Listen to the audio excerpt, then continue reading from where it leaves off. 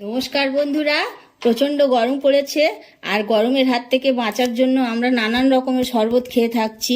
তো সেই রকমই একটা শরবত আমপানা আজকের আমি করব। তো রেসিপিটাই আপনাদের সাথে শেয়ার করছি। তো আমপানা করার জন্য আমি দুটো কাঁচা আমকে সিদ্ধ করে নিয়েছি খুব ভালোভাবে। দুটো কাঁচা আম সিদ্ধ করা আছে, আর বাড়িতে পাতা টক দই আছে, পুদিনা পাতা আছে, লেবু আছে, আর একটু চাট মশলা, বিট লবণ, চিনি, এই দিয়ে হয়ে যাবে আমপানা।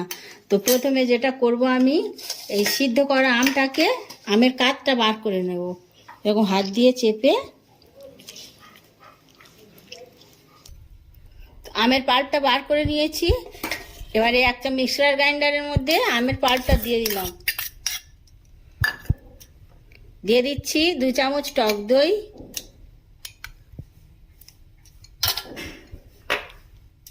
দিয়ে দিচ্ছি পরিমাণ মতো চিনি, একটু চাট মশলা, আর পরিমাণ মতো বিট লবণ, দিয়ে দিচ্ছি একটু ধনে পাতা আর একটু বেশি করে পুদিনা পাতা, আর দিয়ে দিচ্ছি একটু লেবুর রস। এগুলোকে দিয়ে আমি একটু ব্লেন্ড করে নেব। সমস্ত উপকরণগুলো ব্লেন্ড করা হয়ে গেছে খুব মিহি করে। এবারে আমি গ্লাসে শরবতের জন্য রেডি করছি। দুটো গ্লাসে সমান সমানভাবে ঢেলে নিয়েছি।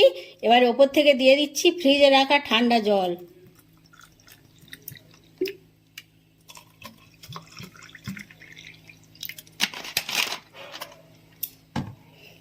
এর সাথে দিয়ে দিচ্ছি আমি বরফের টুকরো।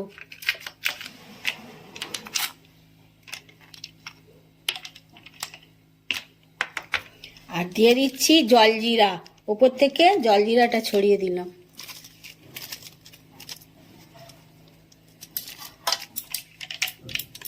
শরবতটা পরিবেশনের জন্য একদম রেডি হয়ে গেছে।